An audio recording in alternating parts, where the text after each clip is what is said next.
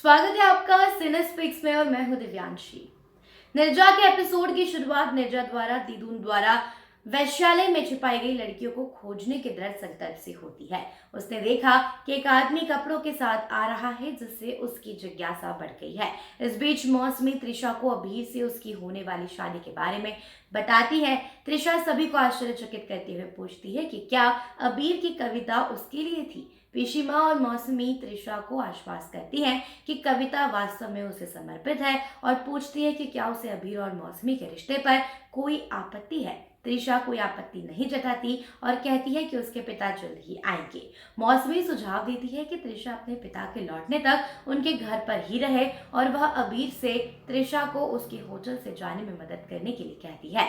निर्जा को दीदून की हरकतों पर संदेह होता है और वह सच्चाई उजागर करने की कसम खाती है। त्रिशा और अबीर होटल पहुंचते हैं। त्रिशा अबीर के साथ रोमांस को फिर से जगाने की कोशिश करती है और उसके रोमांटिक इशारों की कमी पर अपना संतोष व्यक्त करती है। अबीर एक कमजोर बहाना पेश करता है, लेकिन जब त्रिशा उसके प्यार पर सवाल उठाती है तो वह उसे गर्मजोशी से गले लगा लेता है।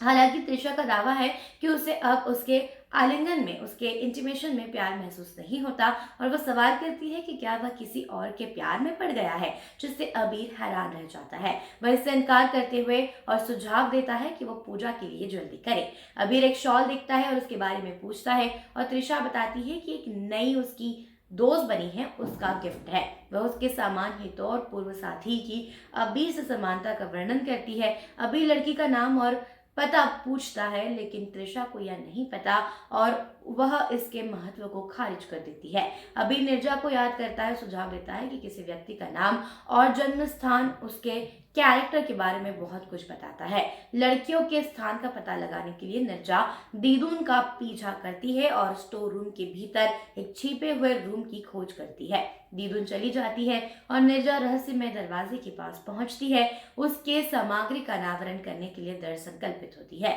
वह गुप्त रूम में आती है और बंद लड़कियों को ढूंढती है। निर्जा इंस्पेक्टर से कांटेक्ट करती है और उन्हें बचाने की गुहार लगाती है, लेकिन वह उनके समग्र मिशन की सुरक्षा की आवश्यकता का हवाला देते हुए इनकार कर देता है। निर्जा खुद लड़कियों को बचाने का संकल्प लेती है। अगले एपिसोड के पूर्वावलोकन में निर्जा और अबीर अप्रत्याशित रूप से एक धार्मिक समारोह के दौरान मिलते हैं, जिससे गर्मा गर्म बहस होती है। त्रिशा अबीर को अपने साथी के रूप में पेश करती है, जिससे वह चौंक जाता है। क्या यह बातचीत अब तक मददगार रही है?